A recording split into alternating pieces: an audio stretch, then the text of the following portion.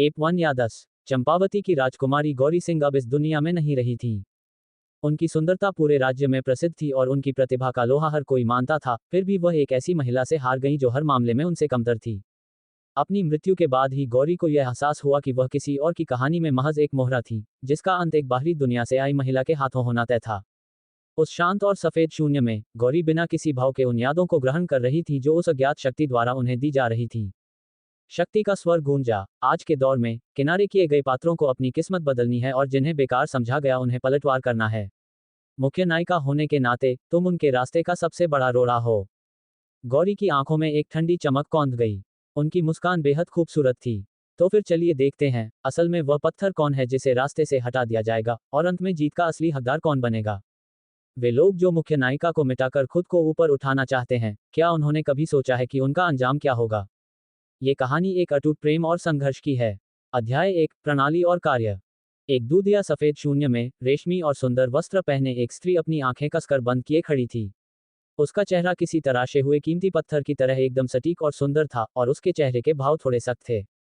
उससे कुछ ही दूरी पर एक वयस्क के सिर के आकार का एक रोशनी का घेरा हवा में तैर रहा था। काफी देर बाद उस स्त्री की पलकें धीरे से कांपीं और फिर खुलीं। शुरुआत में वह कुछ उलझन में दिखी, जैसे दिमाग में सूचनाओं के अचानक सैलाब आ जाने से उसे तालमेल बिठाने में मुश्किल हो रही हो, लेकिन जल्द ही उसकी चेतना पूरी तरह साफ हो गई। वह सफेद रोशनी उसके सामने शांति से तैर रही थी। उसे होश में आता देख वह रोशनी अचानक चमकी और उसमें से एक इंसानी आवाज निकली, नमस्ते मेजबान नंबर 1। मैं आपका साथी हूं, आप मुझे मार्गदर्शक या सिस्टम कह सकते हैं। नंबर 1 के नाम से संबोधित उस स्त्री ने सिर हिलाया और कहा, सिस्टम।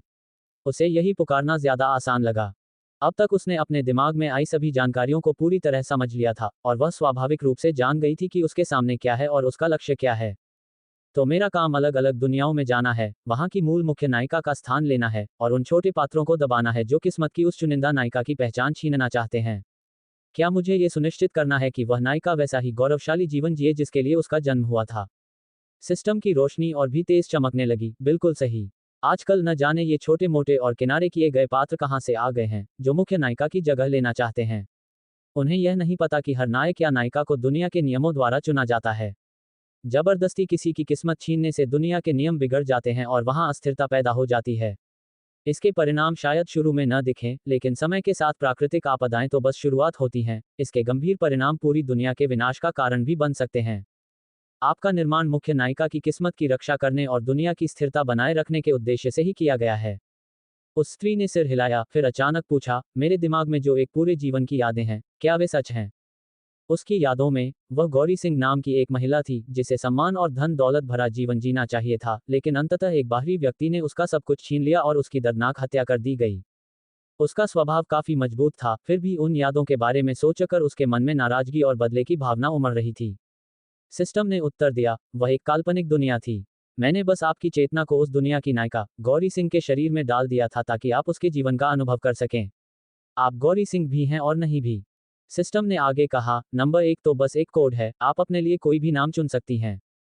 उसने कुछ पल सोचा, मुझे गौरी सिंह नाम पसंद है, हम यही नाम रखेंगे। सिस्टम की सफेद रोशनी चमकी, ठीक है, सारी जानकारी आपके दिमाग में भेज दी गई है। अगर कोई और सवाल नहीं है, तो हम तुरंत अपना काम शुरू कर सकते हैं। नंबर 1, यानी अब गौरी सिंह ने सिर हिलाया। वह ठंडी मुस्कान के साथ मुस्कुराए और उसकी भौहें तन गईं। उसके सुंदर चेहरे पर एक गजब का तेज और निखार आ गया। बिल्कुल, कोई समस्या नहीं है। सच कहूं तो मैं उन लोगों के बारे में जानने के लिए काफी उत्सुक हूं जो लगातार मुख्य नायिका का तख्ता पलट करने और उसकी जगह लेने की साजिशें रचते रहते हैं। आखिरकार गौरी सिंह की यादों के कारण वह प्रभावित थी और उसके मन में उन बाहरी घुसपैठियों के प्रति गहरी नफरत और घृणा पैदा हो गई थी। सिस्टम को न जाने क्यों कुछ घबराहट महसूस हुई और उसे उन बाहरी लोगों पर तरस आने लगा जो अब गौरी सिंह का सामना करने वाले थे। यह मेजबान कोई साधारण महिला नहीं लग रही थी जिससे कोई पंगा ले सके। पर फिर ये तो होना ही था, क्योंकि उसे खुद दुनिया में प्रवेश करने के लिए तैयार 3, 2, 1। गौरी सिंह को बस एक तेज चक्कर महसूस हुआ और उसके बाद वह बेहोश हो गई। अध्याय 2, सेनापति की बड़ी बेटी बनाम परलोक से आई छोटी बहन। राजकुमारी, यहाँ हवा बहुत तेज है और अभी आपकी तबीयत में थोड़ा ही सुधार हुआ है। क्या मैं आपको अंदर चलकर आराम करने में मदद करूं? हरे रंग के लिबास में एक दासी ने बड़ी चिंता के साथ उस महिला की ओर देखते हुए कहा, जो रेलिंग के सहारे झुकी हुई तालाब में बत्तखों को देख रही थी। वसंत की उस गुनगुनी धूप में वह महिला चांदी की कढ़ाई वाले दूध या सफेद लबादे में सिर से पांव तक लिपटी हुई थी। आवाज सुनकर जैसे ही वह मुड़ी, कपड़ों की सरसराहट के साथ सफेद लबादे के नीचे से गहरे लाल रंग की राजसी पोशाक की झलक मिली। उसके हिलने डुलने के साथ ही पोशाक के घेरे पर कड़े हुए बड़े बड़े फूल ऐसे लग रहे थे मानो अभी खिल उठेंगे। गौरी सिंह मुस्कुरा दी। वह यहाँ केवल ठंडी हवा का आनंद लेने नहीं आई थी, बल्कि इस कहानी की उस सहायक पात्र का इंतजार कर रही थी जो यहाँ अपना गुनाह कबूल करने आने वाली थी।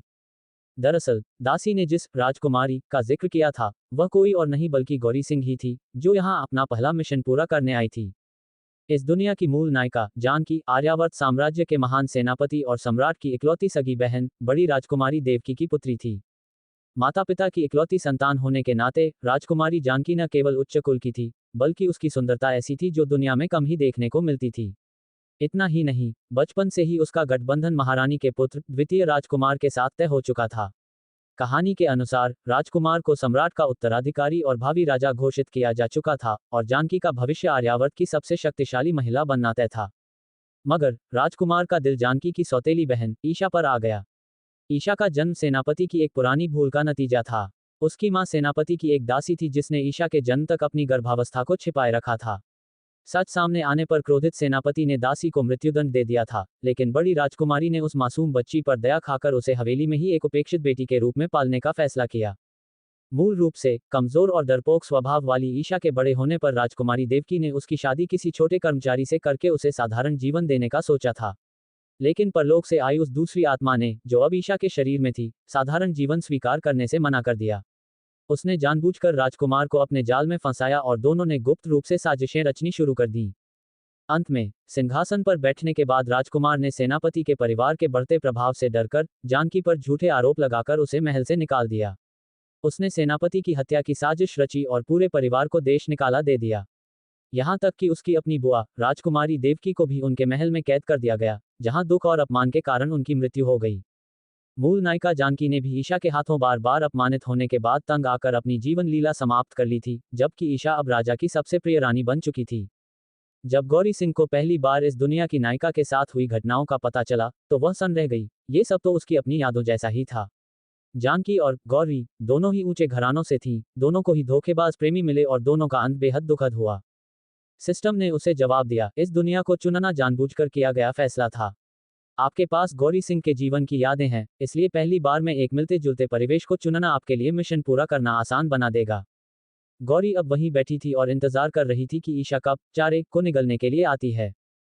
ठीक 3 दिन पहले एक मंदिर के मेले में असली जानकी को किसी ने धक्का दिया था, जिससे उसका सिर टकरा गया और वह बेहोश हो गई।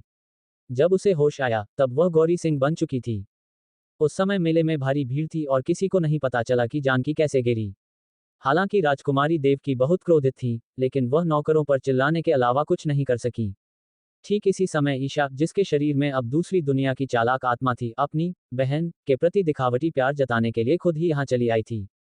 ये जानते हुए कि जानकी का गिरना ईशा की ही एक चाल थी, गौरी सिंह ने मन ही मन तय कर लिया कि इस ममता का जवाब तो उसे ढंग से देना ही होगा।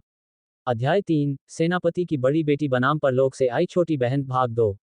राजकुमारी, छोटी बिटिया आपसे मिलने आई हैं, मंडप के बाहर खड़ी दूसरी दासी चंदा ने सूचना दी। गौरी सिंह ने मन ही मन सोचा कि आखिर वह आ ही गई।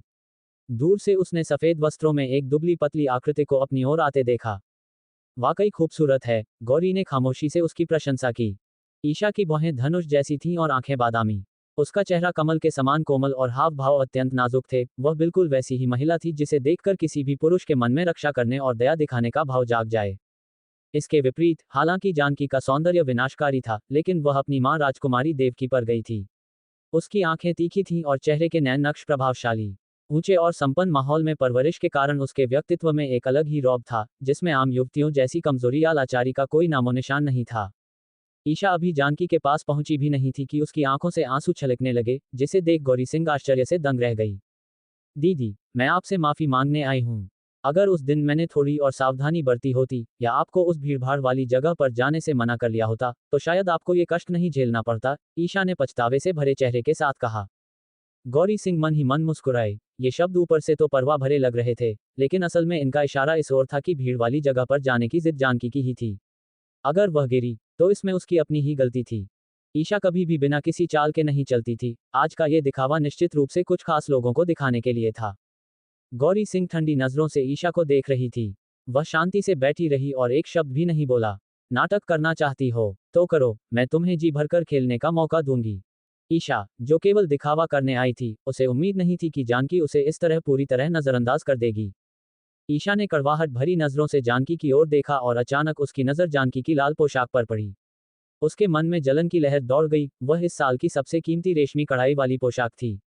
महारानी के अलावा केवल राजकुमारी देवकी को ही ऐसा कपड़ा मिला था और अब उसे जानकी ने पहना हुआ था। चूंकि वह नाटक शुरू कर चुकी थी, इसलिए बीच में हार नहीं मान सकती थी। वह अपनी आंखों को जोर जोर से मलने लगी, जिससे उसकी सुंदर आंखें बिल्कुल लाल हो गईं। अब वे सचमुच सूजी हुई लग रही थीं। जैसे ही ईशा का धैर्य जवाब देने वाला था, उसे आखिरकार वह व्यक्ति आता दिखा जिसका वह इंतजार कर रही थी। यहाँ क्या हो रहा है? एक युवक की आवाज सुनाई दी। आवाज के मालिक ने सिर पर रत्नजड़ित मुकुट और बेदाग सफेद वस्त्र पहने हुए थे, जिसकी कमर पर एक कीमती पट्टा बंधा था। वह हर तरफ से एक शालीन और प्रभावशाली राजकुमार लग रहा था। वह जानकी का मंगेतर आदित्य था, जो इस साम्राज्य का होने वाला राजा था। राजकुमार, गौरी सिंह ने शिष्टाचार निभाने के लिए उठकर प्रणाम किया।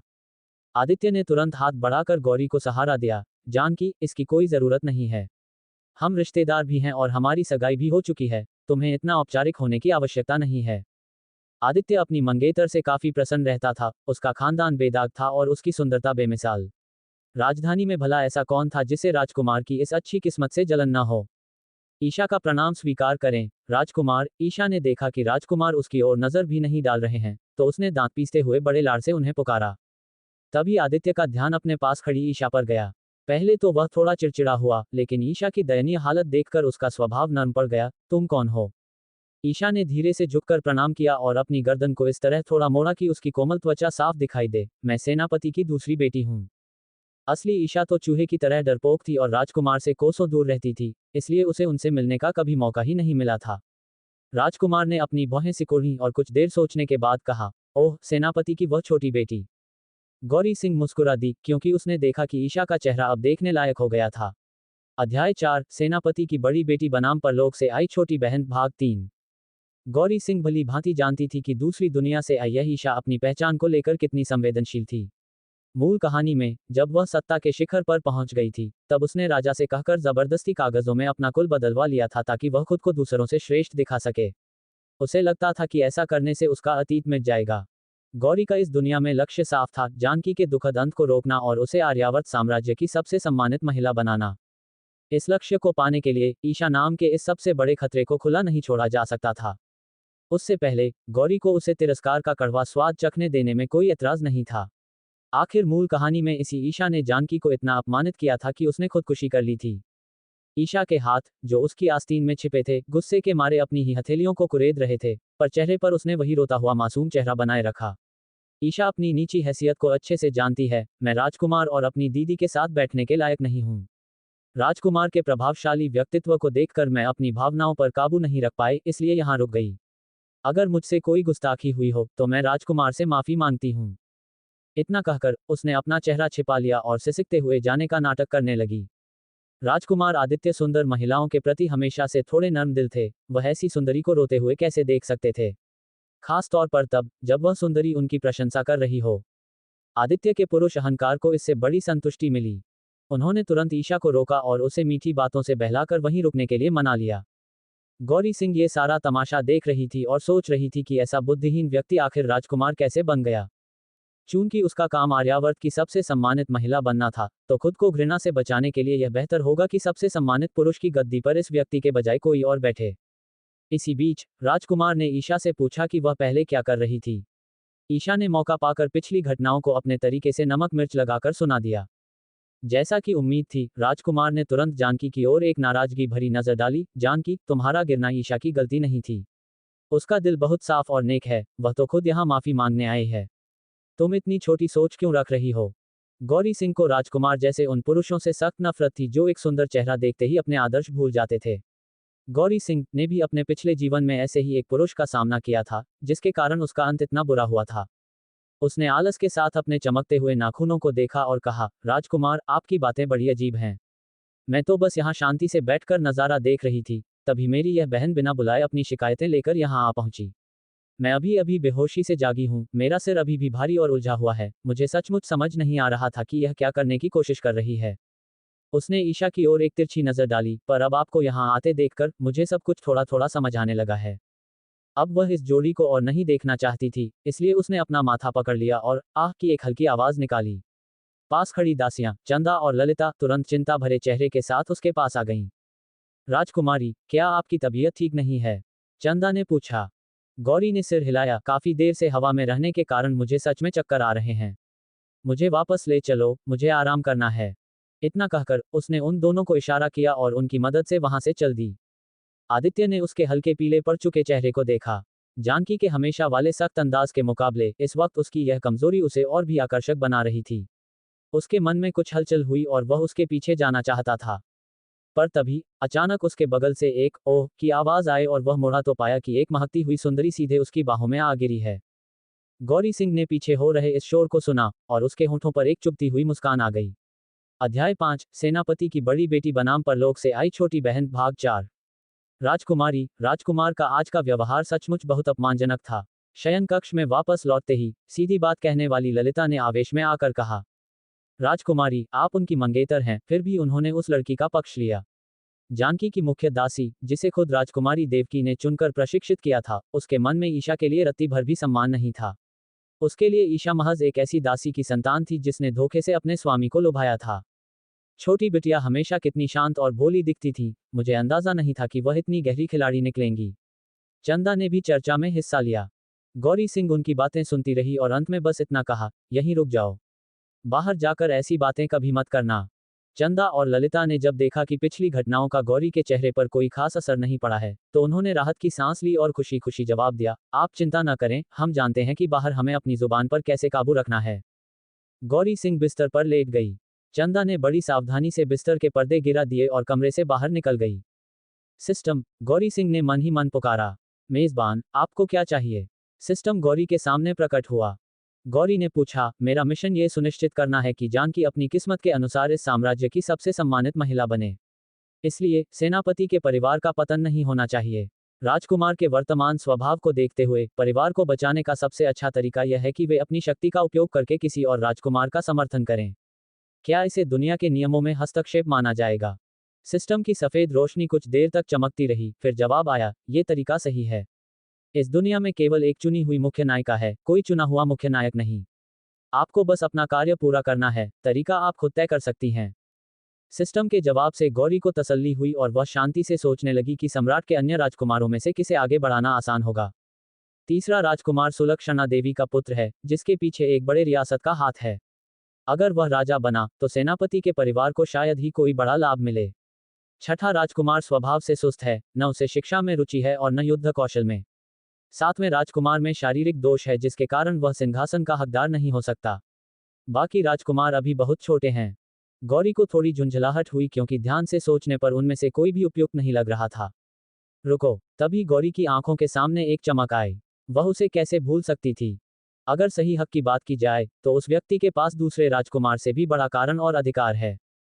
अपनी चिंता सुलझने के बाद गौरी का तनाव कम हुआ, लेकिन तभी सिर में एक हल्का दर्द उभरने लगा। आखिर वह अभी पूरी तरह ठीक नहीं हुई थी और जल्द ही वह गहरी नींद में सो गई।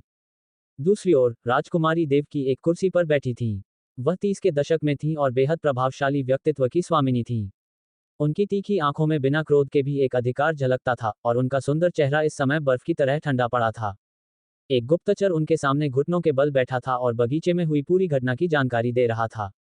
आमतौर पर वह कितनी आज्ञाकारी दिखती है, मुझे उम्मीद नहीं थी कि मैं उसे पहचानने में इतनी बड़ी भूल करूंगी। वह बिल्कुल अपनी माँ जैसी है, बस दिखावा करना जानती है। उसी शाम राजकुमारी ने इस मामले पर सेनापति के साथ चर्चा की। सेनापति और राजकुमारी देवकी के बीच बहुत गहरा प्रेम था और इतने वर्षों में हवेली में कोई दूसरी पत्नी या दासी नहीं थी, केवल ईशा ही एक अपवाद थी। उम्मीद के मुताबिक ये सुनते ही सेनापति क्रोध से भर गए। जानकी उनकी और देवकी की इकलौती संतान थी, उनकी आंखों का तारा, उनकी अनमोल धरोहर। मैं अब जानकी का विवाह राजकुमार से कराने को लेकर बहुत चिंतित हूँ। उनके स्वभाव को देखते हुए जानकी को भविष्य में बहुत कष्ट सहने पड़ेंगे, राजकुमारी देवकी ने कहा। सेनापति उनकी बात से पूरी तरह सहमत थे। असल में वे शुरू से ही जानकी को राजपरिवार में ब्याहने के पक्ष में नहीं थे। जानकी और राजकुमार का रिश्ता बस महारानी द्वारा जानकी के जन्म पर दिया गया एक मौखिक वचन था, कोई औपचारिक घोषणा नहीं। अब वे इसी बात का फायदा उठाने के बारे में सोचने लगे। गौरी सिंह, जिसे इस बात का अंदाजा भी नहीं था, अभी अपनी योजना ही बना रही थी, जबकि उसके माता पिता पहले से ही उसे राजकुमार से अलग करने की तैयारी शुरू कर चुके थे। अध्याय 6, सेनापति की बड़ी बेटी बनाम परलोक से आई छोटी बहन, भाग 5। जानकी पालकी के अंदर बैठी थी और उसके धीमे धीमे हिलने से पर्दों के बीच बनी झिरी से बाहर देख रही थी। राजकुमारी देवकी धर्म कर्म में बहुत विश्वास रखती थी। इस बार उनकी बेटी पर इतनी बड़ी विपत्ति आई थी, जिससे उनके मन में एक गांठ सी पड़ गई थी। जैसे ही जानकी के स्वास्थ्य में सुधार हुआ, वह अपनी बेटी को आर्यावर्त साम्राज्य के सबसे प्रसिद्ध मंदिर श्रीराम मंदिर में दर्शन और पूजा अर्चना के लिए ले आईं। गौरी सिंह भी यहाँ आने के लिए बहुत उत्सुक थी। श्रीराम मंदिर अपने सुंदर दृश्यों के लिए प्रसिद्ध था और आम दिनों में भी यहाँ की शांति मन को मोह लेती थी। इसके अलावा इस यात्रा का एक बड़ा कारण यह था कि गौरी सिंह को यहाँ उस महान और रहस्यमयी व्यक्ति से मिलना था। ईशा की पालकी उनके पीछे पीछे आ रही थी। पता नहीं कैसे उसने राजकुमारी देवकी को, जो आमतौर पर उसे नजरअंदाज करती थी, उसे भी साथ ले चलने के लिए मना लिया था। ईशा के अपने ही इरादे थे। मूल कहानी में इसी मंदिर में राजकुमार आदित्य और जानकी के रिश्ते पर मुहर लगी थी। राजकुमार का थोड़ा सा ध्यान अपनी ओर खींचने के बाद ईशा अब जानकी को राजकुमार के करीब आने का एक भी मौका नहीं देना चाहती थी। अपनी तर्जनी उंगली पर एक ठंडी छुअन महसूस करते हुए ईशा ने अपनी आस्तीन में छिपी रेशमी शीशी को सहलाया। उसके होंठों पर एक ऐसी मुस्कान थी जो उसकी सफलता के पक्के इरादे को बयां कर रही थी। राजकुमारी देवकी के साथ भगवान के दर्शन करने के बाद जानकी ने ताज़ा हवा खाने का बहाना बनाया और अपनी मां को बताकर अपनी दासियों चंदा और ललिता के साथ मंदिर के पीछे वाले हिस्से की ओर चल दी। वह इस दुनिया की पूरी कहानी जानती थी और उसे पता था कि श्रीराम मंदिर के एक कोने में एक बेहद खास व्यक्ति एकांत में रहता है, दिवंगत महारानी का सगा पुत्र, साम्राज्य का असली ज्येष्ठ राजकुमार, आर्यन। अगर ओहदे की बात की जाए तो किसी भी अन्य राजकुमार की तुलना आर्यन की प्रतिष्ठा से नहीं की जा सकती थी। हालांकि आर्यन के जन्म के कुछ ही समय बाद महारानी का बीमारी से निधन हो गया था। राजा ने यह मान लिया कि उनका बेटा परिवार के लिए अपशकुन लेकर आया है और वह उससे दूर रहने लगे। जब आर्यन 10 वर्ष का हुआ तो राजा ने संपूर्ण जगत के कल्याण की प्रार्थना के बहाने उसे इस मंदिर में भेज दिया, जो एक तरह से उसे महल से दूर करने की साजिश थी। मूल कहानी में इस सबसे बड़े राजकुमार के बहुत कम दृश्य थे और उसने अपना पूरा जीवन एक तपस्वी की तरह इसी मंदिर के एकांत में बिताया था। गौरी सिंह ने चंदा और ललिता को कुछ दूरी से पीछे आने का निर्देश दिया और मंदिर के पिछले आंगन के नज़ारों का आनंद लेने लगी। भले ही उसके पास गौरी सिंह के पूरे जीवन की यादें थीं, लेकिन वह खुद को एक दर्शक ही मानती थी। उसने वास्तव में वह सब महसूस नहीं किया था जो गौरी ने देखा या जिया था। पीछे के पहाड़ों का नज़ारा इतना लुभावना था कि वह उसमें पूरी तरह खो गई। चंदा और ललिता दूर से अपनी राजकुमारी को देख रही थीं। उन्हें लगा कि जैसे उनकी राजकुमारी पहले कभी बाहर नहीं निकली हो, जो कभी यहाँ रुकती तो कभी वहाँ देखती। उन्होंने सोचा कि इतने दिनों तक कमरे में बंद रहने के बाद राजकुमारी बाहर निकलकर कुछ ज्यादा ही उत्साहित हैं। गौरी जिज्ञासु तो थी, लेकिन वह अपना मिशन नहीं भूली थी और धीरे धीरे अपने तय किए हुए ठिकाने की ओर बढ़ने लगी। उसे याद था कि आर्यन का छोटा सा निवास स्थान पीछे के पहाड़ के घने बांस के जंगलों के बीच छिपा हुआ है। जैसे जैसे वह अंदर की ओर बढ़ी, आसपास का माहौल और भी शांत होता गया। गौरी को केवल बांस के पत्तों की सरसराहट और अपने ही कदमों की आवाज सुनाई दे रही थी। ललिता ने चंदा की आस्तीन खींची। दीदी, क्या हमें राजकुमारी को वापस चलने के लिए नहीं कहना चाहिए? ये जगह डरावनी हद तक शांत है। चंदा ने आगे बढ़ती हुई उत्साहित जानकी को देखकर अपना सिर हिलाया। राजकुमारी को इतनी खुशी बहुत कम मिलती है। उनकी खुशी में बाधा मत डालो। यह एक पवित्र स्थान है, कोई भी दुष्ट यहाँ उपद्रव करने की हिम्मत नहीं करेगा। बांसों के बीच चलते हुए गौरी सिंह के मन में एक ही सवाल था, आखिर वह व्यक्ति कैसा होगा जो ऐसी जगह पर दिन रात एक दशक से भी ज्यादा समय से अकेला रह रहा है। अध्याय 7, सेनापति की बड़ी बेटी बनाम परलोक से आई छोटी बहन, भाग 6। बांस के घने जंगल के बीच गौरी सिंह को आखिरकार वह छोटा सा निवास स्थान दिखाई दिया। सटीक रूप से कहें तो यह बांस से बना हुआ एक सुंदर 2 मंजिला भवन था। गौरी सिंह ने आसपास देखा पर उसे कोई नजर नहीं आया। उसने अंदाजा लगाया कि आर्यन या तो भवन के भीतर होंगे या कहीं और। हालांकि राजा ने बड़े राजकुमार की आवाज या चलने फिरने पर कोई पाबंदी नहीं लगाई थी, पर उन्हें श्रीराम मंदिर की सीमा से बाहर एक कदम भी रखने की अनुमति नहीं थी, जो एक तरह से गुप्त कैद ही थी। देवी, प्रणाम, पीछे से आए एक साफ और सुरीली आवाज ने गौरी के विचारों को तोड़ दिया। उसने धीरे से अपना सिर घुमाया और उस व्यक्ति को देखते ही उसकी आंखें फटी की फटी रह गई। ये पुरुष तो सचमुच। गौरी समझ नहीं पा रही थी कि उसका वर्णन कैसे करे। शायद बरसों से मंदिर के शांत वातावरण में रहने के कारण वह राजकुमार इस दुनिया के साधारण इंसानों जैसा नहीं लग रहा था। चूंकि आर्यन यहाँ केवल सेवा और साधना के लिए थे, इसलिए उन्हें सिर मुंडवाने की जरूरत नहीं थी। उनके लंबे बालों को एक सादे हरे कपड़े के बैंड से बांधा गया था। उन्होंने बिना किसी सजावट वाला हरे रंग का एक लंबा कुर्ता पहना था, जिस पर कोई डिजाइन नहीं था। फिर भी गौरी को लगा कि दुनिया की कोई भी कीमती और रत्नों से जड़ी पोशाक इस सादगी का मुकाबला नहीं कर सकती थी, यह उन पर बहुत जंच रही थी। वह गौरी के सामने खड़े थे, हाथ में अभी अभी तोड़ा हुआ एक गुलाब का फूल लिए हुए। उन्होंने हल्के से झुककर एक सौम्य मुस्कान के साथ उनका अभिवादन किया। देवी, प्रणाम। गौरी को पल भर के लिए ऐसा लगा मानो वह किसी शांत ध्यान मुद्रा में बैठे तपस्वी को देख रही हो। आर्यन की मुस्कान में एक अलग ही ठहराव था, जैसे इस दुनिया के शोर शराबे से उन्हें कोई लेना देना न हो। उसने खुद को संभाला और मुस्कुराते हुए विनम्रता से जवाब दिया, मैं अपने परिवार के साथ श्रीराम मंदिर में मन्नत पूरी करने आई थी। पहाड़ों की सुंदरता देख मेरा मन डोल गया और टहलते हुए अनजाने में यहाँ आ पहुंची। थोड़ी थकान महसूस हो रही है, क्या मुझे एक गिलास शीतल जल मिल सकता है? आर्यन की शक्ल राजकुमार आदित्य से थोड़ी मिलती जुलती थी, यही कारण था कि गौरी उन्हें देखते ही पहचान गई। गौरी की बात सुनकर आर्यन थोड़ा हैरान हुए, फिर मुस्कुराते हुए आमंत्रित किया, देवी कृपया मेरे पीछे आइए। वह गौरी को बांस के उस भवन की ओर ले गए। अंदर पहुंचने पर गौरी ने देखा कि वहां एक छोटा सा आंगन था, जहां लताओं से बनी एक प्राकृतिक छायादार छत थी, जो उस जगह को बहुत आकर्षक बना रही थी। तब तक चंदा और ललिता भी गौरी के पास पहुंच चुकी थीं। आर्यन ने गौरी को बैठने के लिए कहा और खुद भीतर चले गए। जब वह बाहर आए, तो उनके हाथ में पीतल का एक जग और कुछ प्याले थे।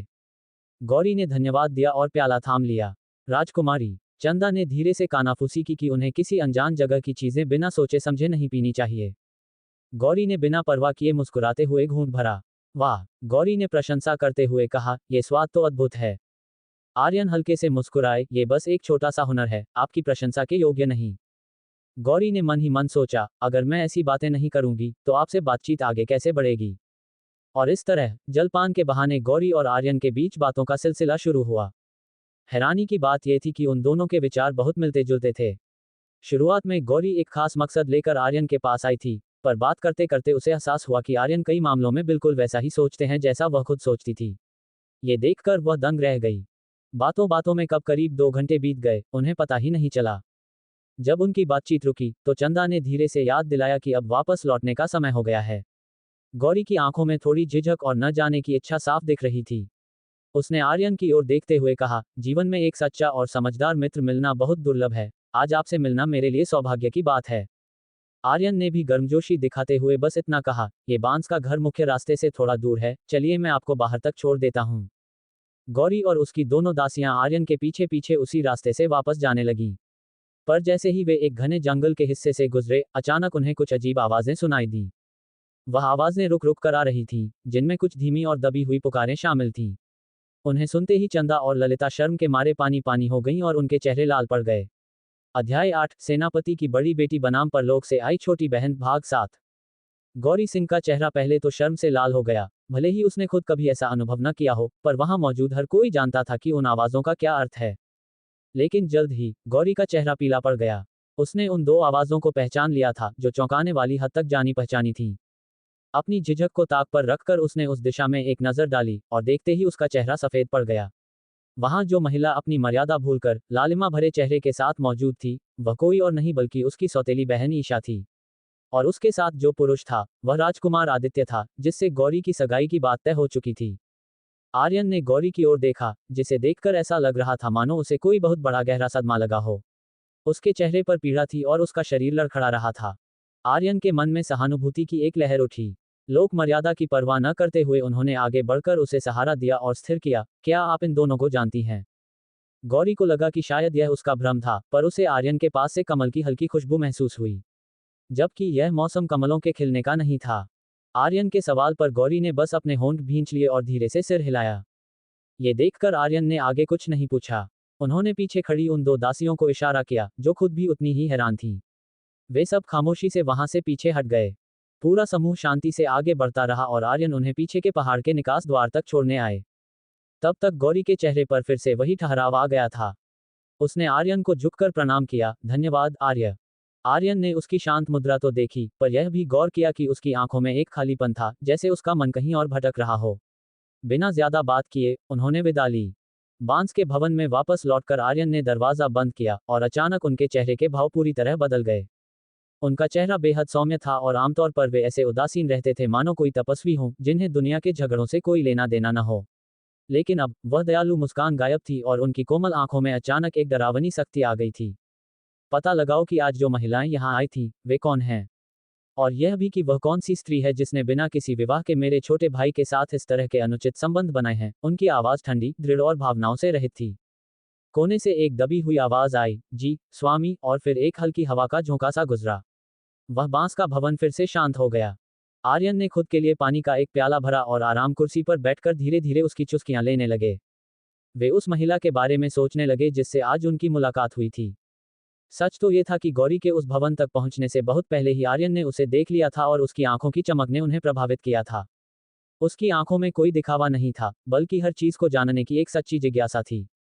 उन्होंने उसे अकेले में देखा था, एक अजीब आकार के पौधे को देखकर अचंभित होते हुए, फूलों के बीच से अचानक निकले एक छोटे से कीट से चौंकते हुए, और फिर उसे बहुत दिलचस्पी से देखते हुए। ये सब उसकी आंखों के भावों से साफ झलक रहा था, क्योंकि बाहरी तौर पर गौरी का व्यवहार शुरू से अंत तक एकदम सधा हुआ था और उसने एक ऊंचे घराने की राजकुमारी वाली गरिमा पूरी तरह बनाए रखी थी। व्यक्तित्व का यही विरोधाभास था जिसने आर्यन की दिलचस्पी जगाई थी। स्वभाव से शांत और अपने ही पिता द्वारा इस जगह पर एक दशक से अधिक समय से अकेले रहने के लिए छोड़ दिए जाने के कारण उनका मन काफी कठोर हो गया था। वे शायद ही कभी किसी चीज से विचलित होते थे, लेकिन गौरी सिंह उन गिने चुने लोगों में से थी जिसने उनके मन में हलचल पैदा कर दी थी। हालांकि आज उसकी प्रतिक्रिया को देखते हुए ऐसा लग रहा था कि उसका उनके छोटे भाई के साथ कोई गहरा संबंध है। ये सोचकर आर्यन की भौहें तन गईं। अध्याय 9, सेनापति की बड़ी बेटी बनाम परलोक से आई छोटी बहन, भाग 8। गौरी सिंह और उसकी दोनों दासियां पूरी तरह से सुन्न और हैरान दिख रही थीं। राजकुमारी, चंदा ने चिंता भरी नजरों से गौरी की ओर देखा। हालांकि बाहरी दुनिया को गौरी की राजकुमार के साथ सगाई के बारे में ज्यादा जानकारी नहीं थी, लेकिन चंदा जैसी दासियां जो बचपन से उनके साथ थीं, वे इस सच को अच्छी तरह जानती थीं। राजकुमार आदित्य और ईशा की आज की हरकतें राजकुमारी जानकी के आत्मसम्मान पर एक सीधा और गहरा प्रहार थीं। गौरी का चेहरा अब भी पीला पड़ा था। अगर यहाँ असली जानकी होती, तो अपने स्वाभिमानी स्वभाव के कारण वह इस घटना के बारे में अपने माता पिता को कभी न बताती और अपनी दासियों को भी इसे गुप्त रखने का सख्त आदेश दे देती। लेकिन गौरी सिंह ऐसा करने वाली नहीं थी। वह उस बेशर्म जोड़ी को इतनी आसानी से और इतनी कम कीमत पर क्यों छूट जाने देती। जैसे ही वे वापस लौटे, राजकुमारी देवकी ने तुरंत अपनी लाडली बेटी के चेहरे का उतरा हुआ रंग देख लिया। जानकी, क्या हुआ? बाहर कुछ बुरा हुआ क्या? राजकुमारी देवकी ने तड़प कर पूछा। उनका चेहरा अपनी बेटी के लिए चिंता से भर उठा था। अपनी मां को सामने देख गौरी ने अब तक जबरदस्ती रोके हुए अपने जज्बातों को बाहर आने दिया। वह राजकुमारी देवकी की बाहों में जा गिरी और फूट फूट कर रोने लगी। राजकुमारी देवकी बुरी तरह घबरा गईं। बाहर वह भले ही कितनी भी कठोर और रौबदार क्यों न हो, लेकिन अपनी इस इकलौती बेटी के लिए उनका दिल मोम जैसा था, वह उनके कलेजे का टुकड़ा थी। जानकी हमेशा से अपने भावों को काबू में रखने वाली लड़की थी, वह इस तरह कभी नहीं रोई थी। पर राजकुमारी ने लाख कोशिश की, गौरी बस रोती रही और कुछ नहीं बोली। गौरी जानबूझकर चुप थी। वह जितना असहाय और दुखी दिखती, राजकुमारी देवकी का क्रोध उतना ही प्रचंड होता। हालांकि उसे अपनी मां के प्यार का इस तरह फायदा उठाना थोड़ा अजीब लग रहा था, लेकिन असली जानकी और उसके परिवार के भयानक भविष्य को याद कर गौरी ने अपने दिल को पत्थर बना लिया। तुम दोनों आज राजकुमारी के साथ थीं। बताओ, सच में क्या हुआ? राजकुमारी देवकी की नजरें किसी खींची हुई तलवार की तरह तेज हो गईं जब उन्होंने चंदा और ललिता की ओर देखा। चंदा और ललिता की हिम्मत नहीं हुई कि वे कुछ भी छिपाएं। डर से कांपते हुए वे घुटनों के बल बैठ गईं और वह सारा शर्मनाक वाकया सुना दिया जो उन्होंने राजकुमार आदित्य और ईशा के बीच आज जंगल में देखा था। घिनौना। राजकुमारी देवकी यह नहीं समझ पा रही थी कि वह राजकुमार को कोस रही हैं या ईशा को। ये तो मर्यादा की सारी सीमाएं लांघना है। उन्होंने सपने में भी नहीं सोचा था कि इस शांत और पवित्र मंदिर की जमीन पर, उनकी नाक के नीचे, वे ऐसी नीच हरकत करेंगे। जानकी। राजकुमारी देवकी ने अपनी बाहों में सिमटी गौरी को धीरे से ऊपर उठाया। अपनी मां को सच सच बताओ, क्या तुम सचमुच राजकुमार आदित्य को पसंद करती हो? गौरी कुछ देर के लिए स्तब्ध रह गई। उसकी लाल आंखें और भीगी हुई नाक उसे बेहद मासूम और दयनीय बना रही थी। उसने अपना सिर हिलाया और धीमी आवाज में कहा, मुझे नहीं पता। मूल जानकी निश्चित रूप से उन्हें पसंद करती थी, लेकिन वह लगाव शादी के बाद गहरा होना था। फिलहाल राजकुमार के प्रति उसकी भावनाएं बस एक हल्की पसंद तक सीमित थीं। जहां तक गौरी सिंह की बात थी, उसके मन में ऐसे चरित्रहीन व्यक्ति के लिए पसंद का सवाल ही पैदा नहीं होता था। उसे ऐसा देख राजकुमारी देवकी ने चैन की सांस ली। अपनी बेटी की यह हालत देख उन्हें समझ आ गया कि वह अभी राजकुमार के प्यार में पूरी तरह नहीं डूबी है।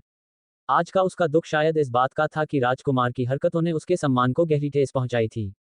राजकुमारी ने राहत महसूस की, अब स्थिति को संभालना आसान था। अगर जानकी वाकई राजकुमार से प्यार करने लगती, तो उसे समझाना बहुत कठिन होता। जो भी हो, राजकुमार आदित्य जैसा व्यक्ति उनकी बेटी के लिए कभी भी सही जीवन साथी नहीं हो सकता था। वह तनकर खड़ी हुई और दासियों को गर्म पानी लाने का आदेश दिया। फिर उन्होंने गौरी के चेहरे की ओर देखा। जानकी, मेरी बात ध्यान से सुनो। गौरी ने उलझन में उनकी ओर देखा। तुम एक राजकुमारी हो, आर्यावर्त के महान सेनापति की इकलौती वारिस हो। महाराज ने स्वयं तुम्हें राजकुमारी जानकी की उपाधि से नवाजा है। राजकुमारी देवकी ने गर्व से उसकी ओर देखा। तुम जब चाहो अपना सिर ऊंचा करके चल सकती हो।